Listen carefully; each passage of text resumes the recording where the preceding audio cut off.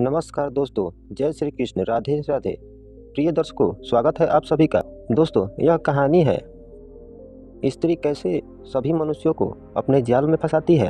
अगर आप चाहते हैं कि कभी आप अपने जीवन में धोखा न खाएं, तो इस कहानी को सुनने के बाद आप अपने जीवन में बहुत बदलाव ला सकते हैं।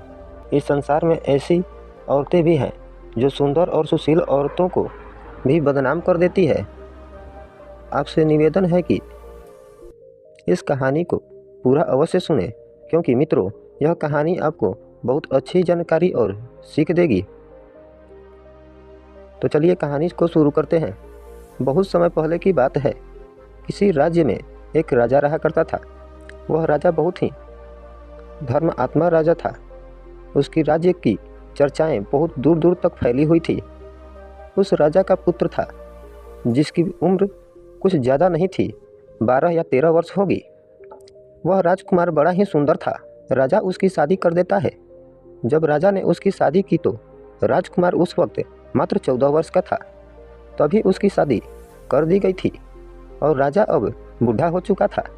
एक दिन राजा ने सोचा कि अपने राजकुमार को अब राजा बना देता है, क्योंकि उस राजकुमार ने कई शादियां की थी और पहले के राजाओं में यही नियम था कि राजा कितनी चाहे उतनी शादियां कर सकता है। वह राजा अपने पुत्र राजकुमार को राजा बना देता है। उसकी शादी हो चुकी थी और एक नहीं बल्कि राजकुमार की 7 शादी हो चुकी थी। वह राजकुमार जो कि राजा बना था, अपनी पढ़ाई लिखाई फिर भी कर रहा था। वह रोज गुरुकुल पढ़ने के लिए जाया करता था। और एक दिन की बात है, जब वह राजकुमार पढ़ने के लिए विद्यालय जा रहा था तो रास्ते में उसे एक पनिहारिन मिली। वह पनिहारिन भी बहुत सुंदर थी। उस पनिहारिन ने राजकुमार से पूछा कि हे राजकुमार, आप रोज कहाँ जाते हैं? राजकुमार कहता है कि मैं रोज पढ़ने के लिए, विद्या ग्रहण करने के लिए अपने गुरुकुल के पास जाता हूँ। तो वह कहती है, यह तो अच्छी बात है, लेकिन बताइए, आपने तिर्याचरित पढ़ा है? राजकुमार कहता है कि नहीं, मैंने यह कभी नहीं पढ़ा है। फिर पनिहारिन कहती है कि आप तिर्याचरित्र अवश्य पढ़ो। राजकुमार कहता है, यह तिर्याचरित्र क्या होता है? पनिहारिन ने कहा कि आप यह बात अपने गुरु से जाकर पूछना और तिर्याचरित्र को अवश्य ही पढ़ाना। राजकुमार कहता है कि मैं आज ही जाऊंगा और अपने गुरु से जाकर पूछ लूँगा कि आपने मुझे तिर्याचरित्र क्यों नहीं पढ़ाया। इतनी बात कहने के बाद वह राजकुमार वहाँ से चल देता है। वह पनिहारिन की बात सुनकर वह राजकुमार गुस्से में था। उसकी आंखें लाल थी। वह अपने गुरु के पास जाकर प्रणाम करता है। गुरु जी ने पूछा कि बेटा, क्या हुआ? आज तुम क्रोध में दिखाई दे रहे हो और तुम्हारी आंखें लाल क्यों है? क्या बात है, मुझे बताओ। राजकुमार ने क्रोध में जवाब दिया कि गुरुदेव, आपने मुझे तिर्याचरित्र क्यों नहीं पढ़ाया? यह बात आपने क्यों छुपाई? तिर्याचरित्र के बारे में मुझे बताया क्यों नहीं? गुरु कहते हैं, बेटा, तुम तिर्याचरित्र नहीं पढ़ पाओगे, क्योंकि तिर्याचरित्र पढ़ना खतरे से खाली नहीं होता है, और जब तुम तिर्याचरित्र पढ़ोगे तो उसमें तुम्हारी जान भी जा सकती है। राजकुमार कहता है कि गुरुदेव, आप इसकी चिंता ना करें, अपनी रक्षा हम स्वयं कर लेंगे, आप केवल मुझे तिर्याचरित्र पढ़ाएं।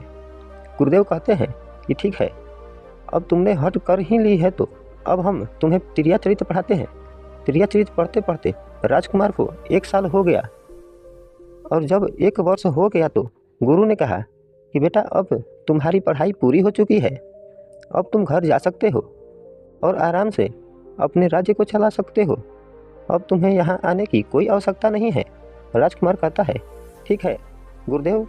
राजकुमार जैसे ही जाने को होता है, गुरुदेव उसे रोक लेते हैं और कहते हैं, बेटा, मैं तुम्हें एक ऐसा मंत्र देता हूँ, या जब तुम इसे अपने कानों में लगाओगे तो कोई भी तुम्हें पहचान नहीं पाएगा और तुम उसे पहचान लोगे। राजकुमार वह मंत्र अपने हाथों में ले लेता है और गुरु ने कहा, तुम इस मंत्र को ले जाओ और रात के 12 बजे आज ही के रात में अपने महल से निकलकर जंगल की तरफ जाना और पूर्व दिशा की ओर जाना, और जब तुम पूर्व दिशा की ओर जाओ तो यह मंत्र अपने कानों में लगा लेना और वहीं पर खड़ा हो जाना। वह राजकुमार कहता है, ठीक है, ऐसा ही करूँगा। फिर राजकुमार गुरुकुल से महल की ओर चल देता है और जब रात में 12 बज जाते हैं और राजकुमार की सातों पत्नियां सो जाती हैं, तब आधी रात में वह राजकुमार अपने हाथों में मंत्र लेकर महल से जंगल की तरफ चल देता है। राजा जंगल में पूर्व दिशा की ओर जाता है और वहां जाकर अपने कानों में मंत्र लगा लेता है और वहीं पर खड़ा हो जाता है। तो उसने क्या देखा कि वहीं पनिहारिन जो मुझे रास्ते में मिली थी, वहीं पनिहारिन एक थाली में खाना लेकर जंगल को जा रही है। वहाँ थोड़ी ही दूरी पर एक संत अपनी कुटिया में रहते थे। वह पनिहारिन संत के पास खाना लेकर जा रही थी।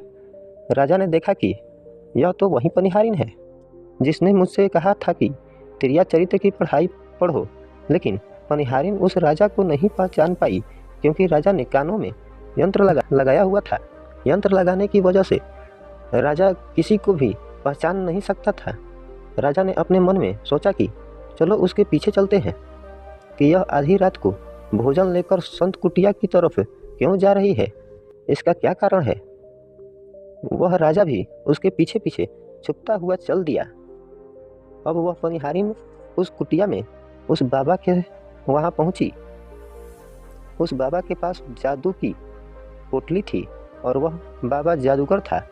राजा पीछे पीछे गया और वह छुप कर देख रहा था कि वह पनिहारिन औरत को बाबा ने पनिहारिन से कहा, अरे पनिहारिन, पहले तो मुझे यह बता कि आज आने में इतनी देर कैसे लग गई। हाथ जोड़कर पनिहारिन कहने लगी कि महात्मा जी, मेरा विवाह हो चुका है और मेरे पति मुझे ले जाने के लिए आए हैं। हमें लेकर कल चले जाएंगे, इसलिए हमें उन्हें सुलझाने में थोड़ी देर लग गई और यहाँ आने में भी देर हो गई। जब यह बात साधु ने सुनी कि इसका विवाह हो चुका है और इसका पति इसे लेने आया है, तो साधु कहता है कि पनिहारिन, इसका मतलब है कि तुम अपने पति के साथ जाना चाहती हो, तो हमारे पास क्यों आई हो। पनिहारिन कहती है कि मैं आपके बिना नहीं रह सकती हूँ, मैं आपके बिना नहीं जी सकती हूँ। तो साधु कहता है कि हे पनिहारिन, इसके लिए तुम्हें एक काम करना होगा। साधु एक बड़ा सा चाकू निकालता है, पनिहारिन से कहता है कि हे पनिहारिन, जाओ अपने पति के गर्दन काट कर यहाँ लेकर आ जाओ। अपने उस पति को मार दो जो हमारे और तुम्हारे बीच दरार बन रहा है, तब मैं तुम्हें रख लूँगा, तुमसे विवाह करूँगा, तुम्हें अपनी पत्नी बनाऊँगा। बिना कुछ सोचे समझे वह चाकू को ले लेती है और दौड़ते हुए अपने घर जाती है और उसका पति सो रहा था। वहाँ जाकर अपने पति की गर्दन काट देती है और उसकी गर्दन को लेकर साधु के पास आती है और जो राजकुमार थे उसके पीछे पीछे उसका सारा कारनामा देख रहे थे। जब साधु ने देखा कि अपने पति को मारकर उसकी गर्दन यहाँ लेकर आई है, साधु को बहुत गुस्सा आया और उसने उसे लात मारी और कहा, भाग जाओ यहाँ से। अब तुम अपने पति की नहीं हो सकी जिसके साथ तूने 7 फेरे लिए, तो तू मेरी क्या होगी। जल्दी भाग जाओ यहाँ से। अगर तुम मेरे पास दोबारा आई तो मैं तुझे जीवित नहीं छोड़ूंगा। साधु की यह बात सुनकर उस पनिहारिन को ऐसा लगा जैसे उसके पैरों तले जमीन खिसक गई हो। फिर भी अपने पति की कटी हुई गर्दन घर लेकर के आई और उसकी गर्दन जोड़ देती है और वहीं बैठ जाती है। और इधर जैसे ही सवेरा हुआ, अपने पति के पास बैठकर रोने लगती है और चिल्लाने लगती है, कहती है, देखो देखो, किसी ने मेरे पति की हत्या कर दी। लेकिन उस पनिहारिन का सारा कारनामा राजकुमार देख चुका था। इधर सारे गांव वाले पनिहारिन के घर चले जाते हैं और उसके पति की लाश को लेकर गांव के बाहर जाते हैं, उसका दाह संस्कार करने लगते हैं और वह पनिहारिन पीछे से भागती हुई रोती हुई चली जा रही थी। और उधर राजकुमार भी जा रहे थे जो कि अपने राज्य के राजा बन चुके थे। पनिहारिन भागती हुई चिल्लाती हुई पहुंची और कहने लगी, मैं सती बनूंगी, क्योंकि अगर जब मेरे पति ही नहीं रहे तो ऐसे जीवन का क्या फायदा, मैं उन्हीं के साथ सती हो जाऊंगी। राजा को उसकी बातें सुनकर हंसी आ जाती है और राजा कहता है, तिरिया चरित्र जाने ना कोई, और कसम मेरी कि हुई सती। राजकुमार की यह बात और कोई समझे या ना समझे, लेकिन वह पनिहारिन समझ जाती है। कहती है कि राजा साहब, आप हमारे ऊपर यह बात कह रहे हैं, लेकिन चलिए कोई बात नहीं, मैं सती हो जाऊंगी। लेकिन पनिहारिन जाते जाते कहती है, मैं तुम्हें एक बात बताती हूँ। राजकुमार कहता है, क्या बताओ पनिहारन। पनिहारन कहती है कि राजा साहब, आप जब चटाई पर बैठे तो उस चटाई को झाड़ कर बैठिएगा। राजा कहता है कि यह पनिहारिन क्या कह रही है, मैं तो राजा हूँ, मुझे चटाई पर बैठने की क्या आवश्यकता है। पनिहारन कहती है कि नहीं, जब भी तुम्हें कोई नौबत आए चटाई पर बैठने की तो तुम चटाई को झाड़ कर बैठना। राजकुमार कहता है कि चलो ठीक है, अगर तुम कह रही हो तो मैं ऐसा ही करूँगा। कहने के बाद वह अपने पति के साथ सती हो जाती है और राजकुमार उनका अंतिम संस्कार करवाकर अपने घर को आ जाते हैं। उसी तरीके से पूरा दिन व्यतीत हुआ और उधर जब दूसरी रात हुई, अपने गुरु के कहने के अनुसार वही यंत्र कान में लगाकर और पूर्व दिशा की ओर उसी स्थान पर जाकर खड़ा हो गया जहाँ पर पिछली रात खड़ा हुआ था। दूसरी रात को राजकुमार ने क्या देखा, उसकी सातों पत्नियां भोजन की थाली अपने अपने हाथ में लेकर उसी साधु की कुटिया की तरफ जा रही हैं। जैसे ही राजा ने अपने सातों पत्नियों को उस साधु की कुटिया की तरफ जाते हुए देखा, राजकुमार के पैरों तले जमीन खिसक गई। वह अपने मन में सोचने लगा कि यह क्या चक्कर है। तभी उसमें से एक रानी राजकुमार को देख लेती है, लेकिन रानी ने अपने पति राजकुमार को नहीं पहचान पाई, क्योंकि राजकुमार अपने कानों में यंत्र लगाए हुए थे। वह यंत्र लगाने की वजह से राजा को कोई पहचान नहीं पाता था। उनमें से एक रानी कहती है कि ये लड़के इतनी रात को यहाँ क्यों खड़ा है। हमारी थाली लेकर के उस कुटिया तक पहुँचा बिना कुछ सोचे समझे राजकुमार ने वह थाली अपने हाथों में ले ली और अपनी रानियों के साथ कुटिया तक जाने लगा। जब सातों रानियां और राजकुमार उस साधु की कुटिया में पहुंचे तो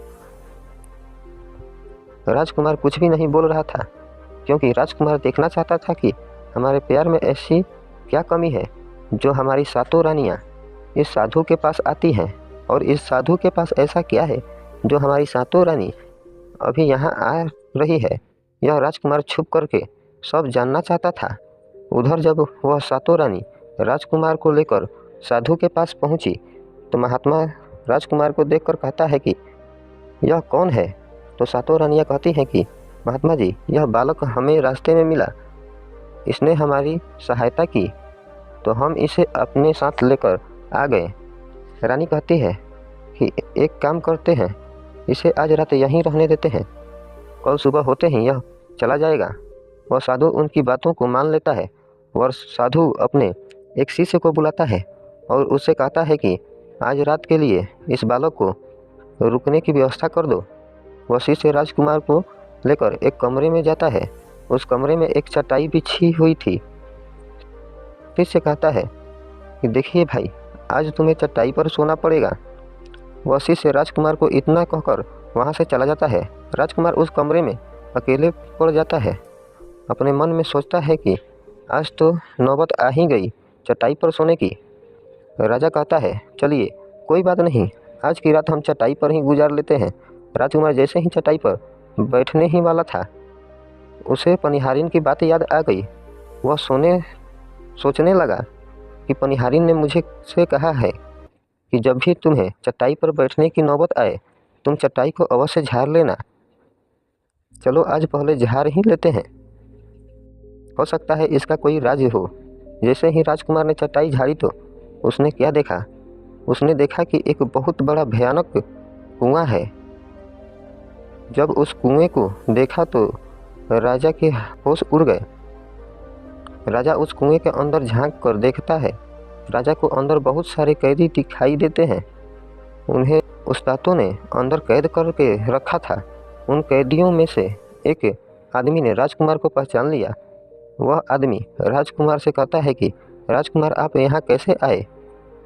राजकुमार कहता है कि धीरे बोलो, नहीं तो सब पोल पट्टी खुल जाएगी। तब सभी कैदियों ने कहा कि राजा साहब, आप यहाँ से भाग जाइए, हम तो यहाँ से निकल नहीं पाए, लेकिन आप यहाँ से भाग जाइए, नहीं तो आपका भी यही हाल हो जाएगा जो कि हमारा हुआ है। आप भी यहाँ फंस जाएंगे, आपको भी पकड़कर यह साधु इसमें डाल देगा। आप इतना जल्दी हो सके यहाँ से भाग जाइए। राजा जब उस कमरे के अंदर गया तो अपने कान से यंत्र निकाल लिया था, और जब राजा वहाँ से भागता है तो अपने कान में यंत्र लगाना भूल ही जाता है। राजा को भागते हुए रानियों ने और साधु ने देख लिया था। रानियों ने जब राजा को भागते हुए देखा तो रानी कहती है, यह तो हमारे पति हैं। महात्मा से कहती है कि महात्मा जी, अब तो हमारी सारी पोल पट्टी खुल गई है, यह तो हमारे पति हैं और वह भागते जा रहे हैं। उन्होंने हमें यहाँ देख लिया है, अब हमारा क्या होगा। वह साधु कहता है कि तुम यहाँ क्यों देख रही हो, जल्दी जाओ, अपने पति को पकड़ कर लाना। तो रानियाँ राजकुमार को पकड़ने के लिए दौड़ी दौड़ी जाती हैं, लेकिन वह राजकुमार जो राजा था इतना तेज था कि वह अपने महल जा पहुँचा, और घबराई रानियों के तो होश उड़ गए। फिर वापस उसी बाबा के पास जाती हैं और बाबा से कहती हैं कि महाराज, अब तो हमारे पति हमें जीवित नहीं छोड़ेंगे, हम जैसे ही घर जाएंगे वह हमारी जान ले लेंगे। महात्मा, आप हमें बचा लीजिए, इसका कोई उपाय कीजिए। तब जाकर वह साधु रानियों को एक जादुई कील देता है और कहता है कि जब तुम जाओ तो अपने पति को बहला फुसला कर उसके माथे में यह जादुई कील घुसा देना, तुम्हारे पति को ढेर बना देगा और तुम साथ मिलकर उसे मार देना। बस कहानी ख़त्म हो जाएगी और तुम सातों रानियाँ बच जाओगी। सब रानियाँ तैयार हो जाती हैं। वह सातों रानियाँ साधु की बात मानने लगती है और जादुई कील लेकर महल आ जाती है। वह सातों रानियाँ आपस में विचार करती हैं कि राजा सबसे ज़्यादा प्रेम सबसे छोटी वाली रानी को करते हैं, तो वह 6 रानियाँ मिलकर जादू वाला कील छोटी रानी को दे देती हैं और कहती हैं, यह तो तुम्हारा काम है, तुम किसी भी तरह राजकुमार के सर में यह कील गाड़ देना। तो छोटी वाली रानी कहती है ठीक है, और छोटी वाली रानी वह कील ले लेती है। जब राजा ने उस सातों रानियों को आते हुए देखा तो क्रोध में कहा कि पहले तुम यहीं रुको, पहले तुम्हें यह बताओ कि हमारे राज्य में और हमें ऐसी क्या कमी है कि तुम आधी रात को उस साधु के पास जाते हो, इसका क्या कारण है, पहले तुम मुझे यह बात बताओ। सातों रानियां हाथ जोड़कर कहती हैं, महाराज, हमें माफ़ कर दीजिए, हमें लगता है कि उस साधु बाबा ने हम पर कोई जादू टोना कर दिया था, इसीलिए हमसे ऐसी गलती हो गई, आइंदा ऐसी गलती हमसे कभी नहीं होगी। छोटी रानी को ऐसी बातें सुनकर राजा अपनी बातों को मान लेता है, क्योंकि वह राजा छोटी रानी से बहुत ज़्यादा प्रेम करता था। वह राजा भी सोचने लगता है कि शायद उस बाबा ने ही इन पर कोई जादू टोना किया होगा, और अपनी सातों पत्नियों को माफ़ कर देता है और कहता है ठीक है, तुम अपने कमरे में चली जाओ। सबसे छोटी रानी, जिससे राजकुमार बहुत प्रेम करता था, वह राजकुमार को खाना खिलाती है और राजकुमार को सुला देती है। जब वह राजा सो जाता है तो वह 6 रानियाँ भी वहीं आ जाती हैं। सबसे छोटी रानी जो थी वह जादुई कील निकालती है और राजा के सर में घुसा देती है। छोटी रानी ने कील जैसे ही ठोकी, राजा पूरा तेज़ी से उठा, लेकिन इतने समय में वह ढेर बन चुका था। अब उस राज्य में इतनी शक्ति नहीं थी कि उन रानियों से मुकाबला कर सके। वह सातों रानियाँ अब राजा को पकड़ने लगी।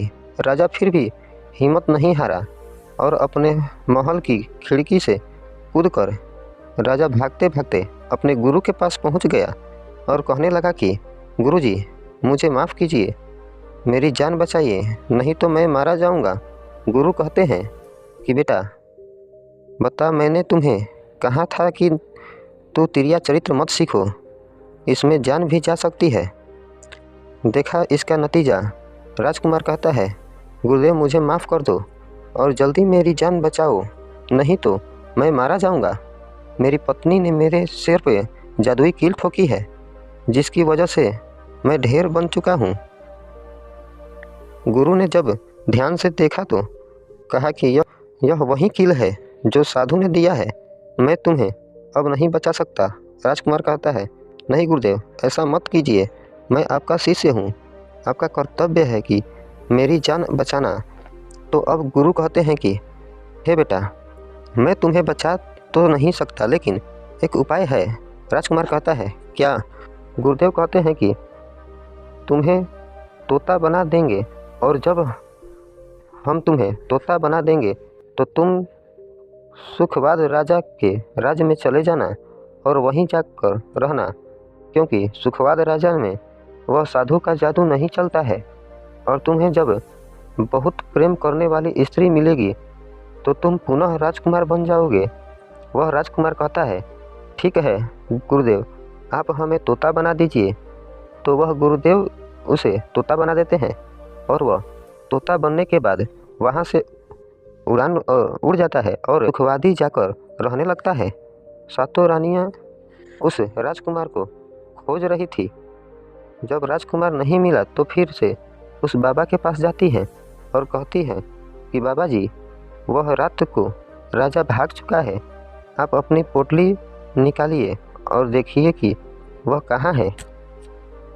तो वह महात्मा अपना पोटली खोलता है और देखने लगता है कि वह राजकुमार तोता बन के सुखवादी राज्य में रहने लगता है। यह बात रानियों को बताता है तो रानियाँ कहती हैं कि स्वामी, अब क्या करें?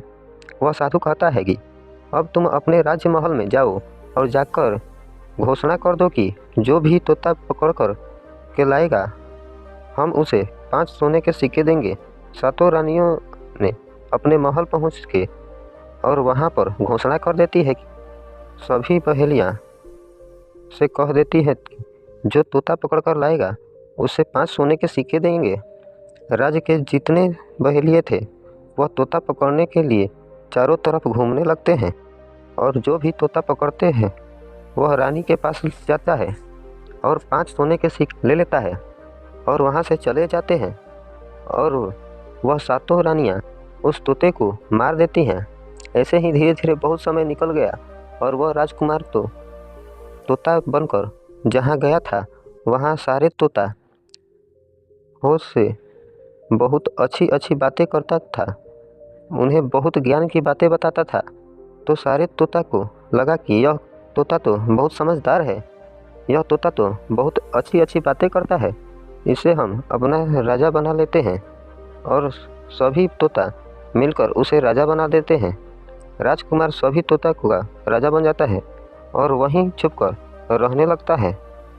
एक बहेलिया तोता पकड़ते पकड़ते सुखवादी पैर के पास पहुंच जाता है, जहां पर वह राजकुमार तोता बनकर छुपकर रहता था। जब उस बहेलिये ने इतने सारे तोते को देखा तो अपने मन में सोचा कि अगर हम इतने सारे तोता पकड़कर रानी के पास ले जाएं तो हमें बहुत सारी सोने के सिक्के मिल जाएंगे। लेकिन वह बहेलिया सोचता है कि हम इतने सारे तोते को पकड़े कैसे। तो जैसे ही सुबह हुई, उस पेड़ से सारे तोता उड़कर दाना पानी के लिए बाहर चले जाते हैं और उधर बहेलिया चाकू से पेड़ पर चारों तरफ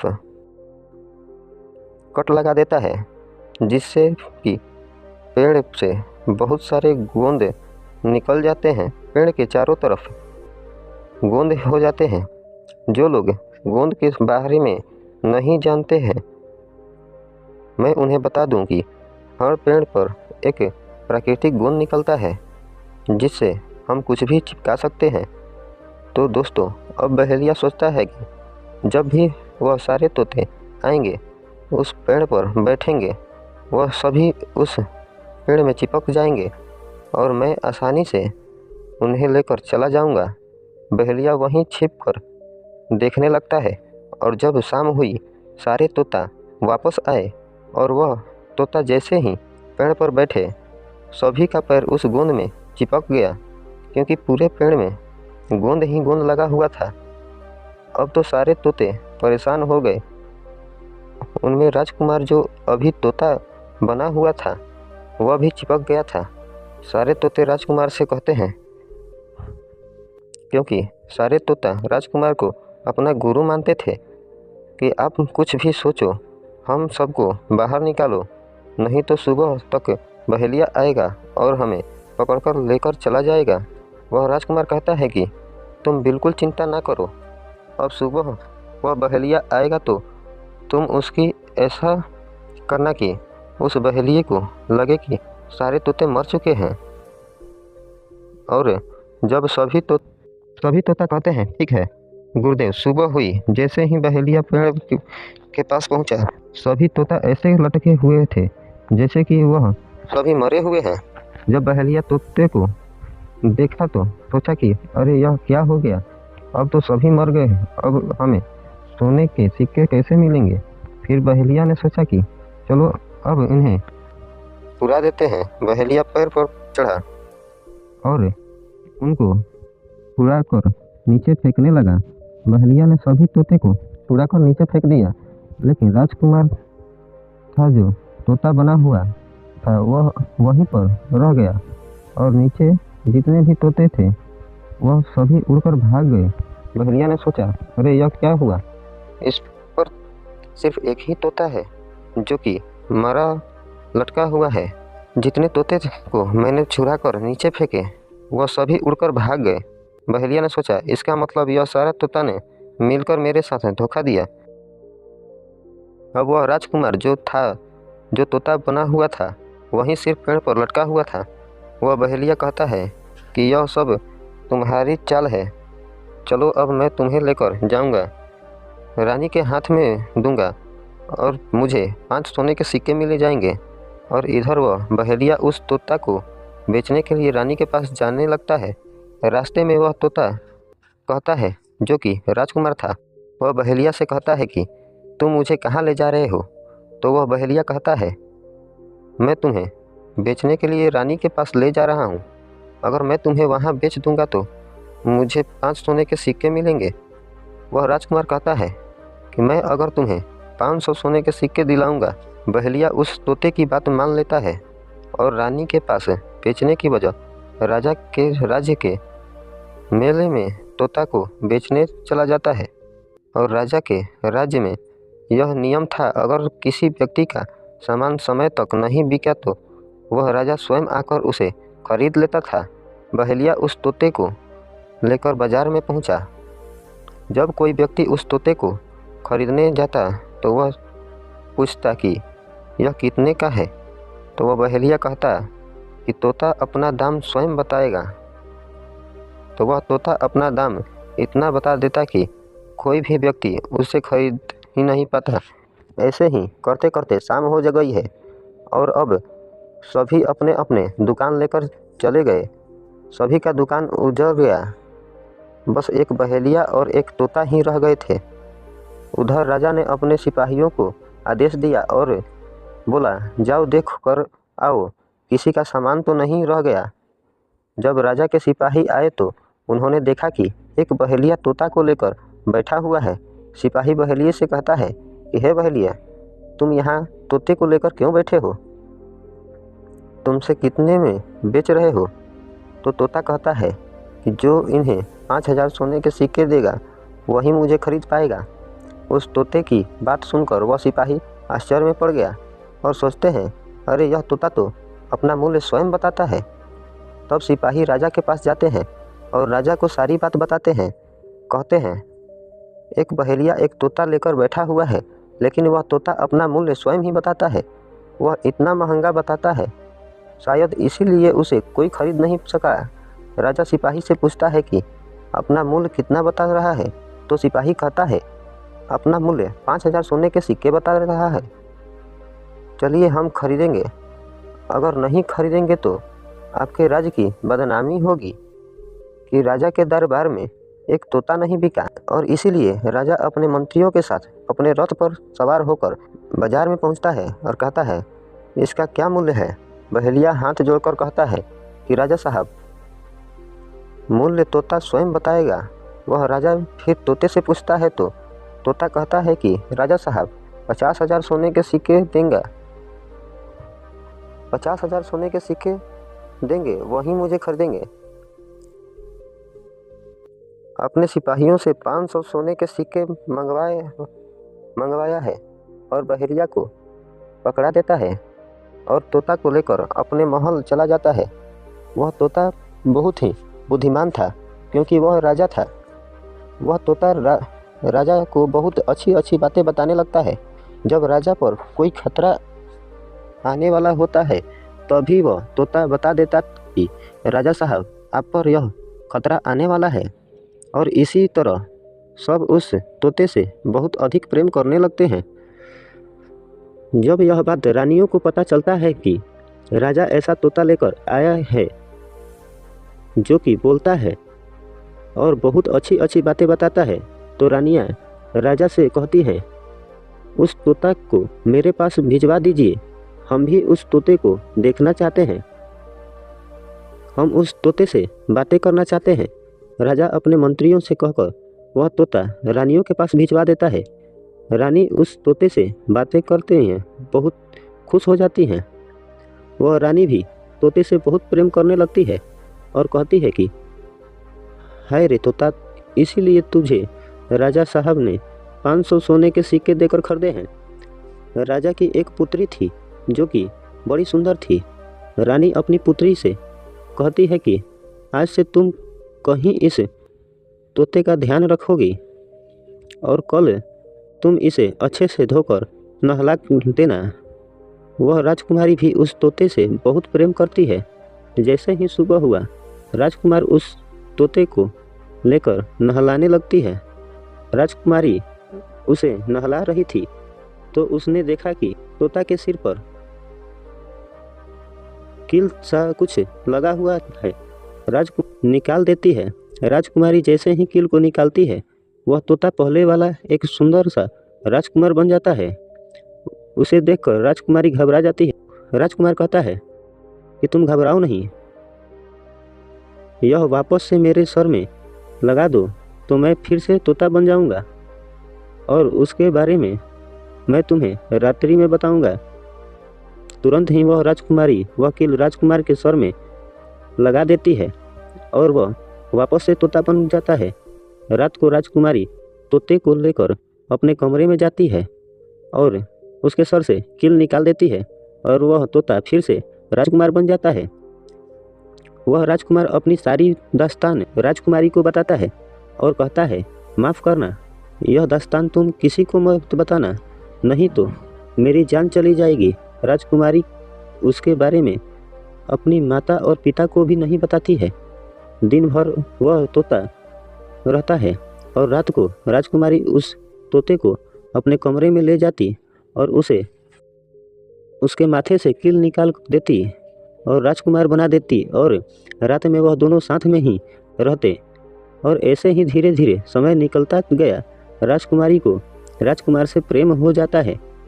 उधर क्या हुआ, जो राजकुमार की पत्नियां थी वह बहुत सारे तोते मरवा देती हैं, लेकिन जो राजकुमार तोता बना हुआ था वह उन्हें नहीं मिला और वे उसी साधु के पास जाती हैं और कहती हैं कि हे महात्मा, हमारे पति तो अभी तक हमें नहीं मिले, हम अब क्या करें, उन्हें कैसे मारें।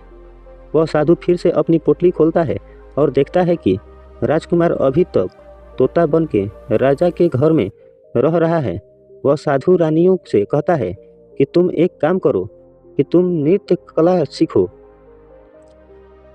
हम सभी मिलकर उस राजा के घर नृत्य कला करने जाएंगे और जब राजा हम पर प्रसन्न हो जाएंगे और हमें कुछ मांगने को कहेंगे तो हम उस तोते को ही मांग लेंगे और फिर आसानी से उसे मार देंगे। धीरे धीरे समय बीतता, साधु तबला बजाता और सातों रानी पूरी तरह से नृत्य कला सीख चुकी थी। अब साधु को लगा कि हम सफलता प्राप्त कर सकते हैं और उस तोते को उस राजा से मांग सकते हैं। साधु का भेष बदलकर उस सातों रानियों ने नृत्य कला वाली स्त्री बनकर राजा के दरबार में पहुंच गई। राजा उस साधु से पूछता है कि आप लोग कौन हैं, यहाँ क्यों आए हैं। तब साधु कहता है कि हम सब नृत्य कला वाले हैं, आपके महल में हम सब नृत्य कला दिखाना चाहते हैं।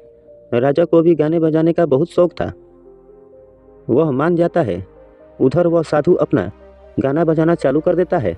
जब उसकी गाने बजाने की आवाज़ तोता के कानों में पहुंची तो तोता समझ गया कि वह साधु हमारी सातों रानियों को लेकर भेष बदलकर यहाँ पर आया है। अब हमारी जान नहीं बचेगी। लेकिन जब राजकुमारी उस तोते को लेकर अपने कमरे में जाती है, उस तोते के सर से कील निकालती है और वह तोता राजकुमार बन जाता है। और वह राजकुमार सारी बातें उस राजकुमारी को बता देता है कि देखो, जो यह गाने बजाने वाले आए हैं, यही वही साधु है। यह गाने बजाने से राजा को खुश कर देगा और बदले में मुझे मांग लेगा और लेकर मुझे मार देगा। वह राजकुमार कहता है कि सुनो राजकुमारी, अब राजा आदेश देंगे कि तोता को लेकर आओ तो तुम मुझे मत देना। जब राजा खुद यहाँ मुझे लेने आए तब भी तुम मुझे मत देना। कहना कि तोता को तो नहीं दूंगी। और जब राजा ना माने, राजा तुमसे जिद करे और मुझे मांगे तो तुम गुस्से में आकर पिंजरे को फेंक देना। उसके बाद मैं अपने बचने का रास्ता स्वयं ही ढूंढ लूँगा। राजकुमारी कहती है कि ठीक है। और वहाँ गाना बजाना हुआ तो राजा प्रसन्न होकर उन्हें कहते हैं कि मांगो, क्या मांगना चाहते हो। वह साधु कहता है कि जो आपके पास तोता है, जो आप कुछ दिनों पहले ही खरीदे हैं, वह तोता आप मुझे दे दो। राजा कहता है ठीक है। राजा अपने मंत्रियों का आदेश देता है कि जाओ उस तोते को लेकर आओ। मंत्री राजकुमारी के पास पहुंचता है और कहता है कि यह तोता मुझे दे दो। राजकुमारी कहती है नहीं दूंगी। मंत्री कहता है कि देखिए, आप जिद मत कीजिए।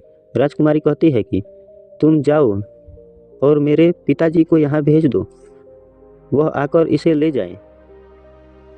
मंत्री राजा को जाकर सारी बात बताता है। राजा स्वयं आता है उस तोते को लेने के लिए। राजा जाकर कहता है कि बेटे, यह तोता मुझे दे दो। यह नृत्य कला वाले को देना है, जो यहाँ गाना बजाना किए हैं, यह उन्हें देना है। तो राजकुमारी कहती है कि पिताजी, यह तोता मैं नहीं दूंगी। क्रोध में आकर राजा कहने लगता है कि बेटी, कैसे बातें कर रही हो, इसे देने का मैंने वादा किया है। जब राजकुमारी ने राजा को क्रोध में देखा तो राजकुमारी को भी गुस्सा आ गया और राजकुमारी गुस्से से पिंजरे को जमीन पर फेंक देती है। वह पिंजरा जब जैसे ही जमीन पर गिरा, वह टूट जाता है।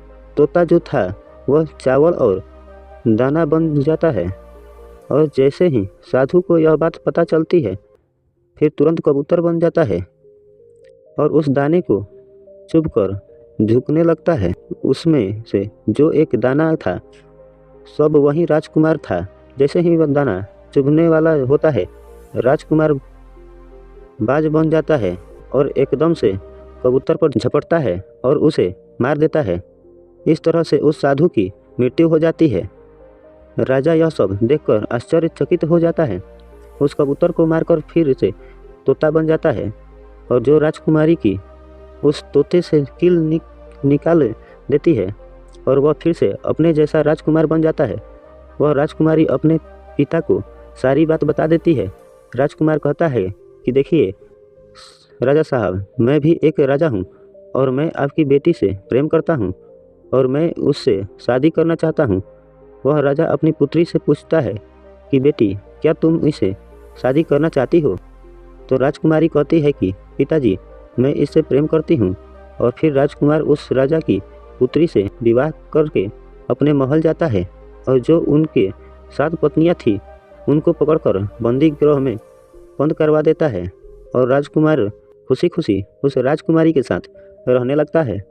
दोस्तों, जब कोई स्त्री कभी कभी किसी परिस्थिति में चतुराई या चालाकी दिखाती है या दूसरों को बेवकूफ़ बनाते हुए कोई अभिनय, ढोंग या पाखंड करती है, तो इसे ही तिर्या चरित्र कहते हैं। जिसे पढ़ने के बाद राजा को अपनी जान बचाने के लिए क्या क्या नहीं करना पड़ा, क्योंकि राजा को इस तिर्या चरित्र की पूरी जानकारी हो चुकी थी कि कैसे जब एक स्त्री को अपना स्वार्थ दिखने लगता है तो वह अपने लोगों को भी बेवकूफ़ बनाकर अपना स्वार्थ को पूरा करती है और उसके साथ रहने वाले लोगों को इसके बारे में भनक तक नहीं लगता है कि यह स्त्री त्रिया चरित्र की खेल खेल रही है।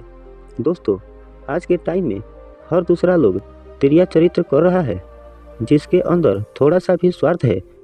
इसीलिए दोस्तों, जो आपके दिल के करीब है उसके बारे में आप पूरी जानकारी रखिए कि उसके अंदर खुद तो को लेकर कोई स्वार्थ तो नहीं, और अगर ऐसा है तो आप उसे थोड़ा दूर ही रहिए, क्योंकि ऐसे में आपको ज़िंदगी के हर एक कदम पर धोखा ही मिलेगा। क्योंकि एक स्वार्थी स्त्री अपनी स्वार्थ के लिए ज़िंदगी में कुछ भी कर सकती है। तो दोस्तों, आपको यह वीडियो कैसी लगी कमेंट करके ज़रूर बताएं। वीडियो पसंद आई हो तो लाइक करें, चैनल को सब्सक्राइब करें, अपने ऐसे दोस्तों के साथ शेयर करें जिससे त्रिया चरित्र के बारे में पता नहीं हो। और दोस्तों, सच्ची श्रद्धा से कमेंट में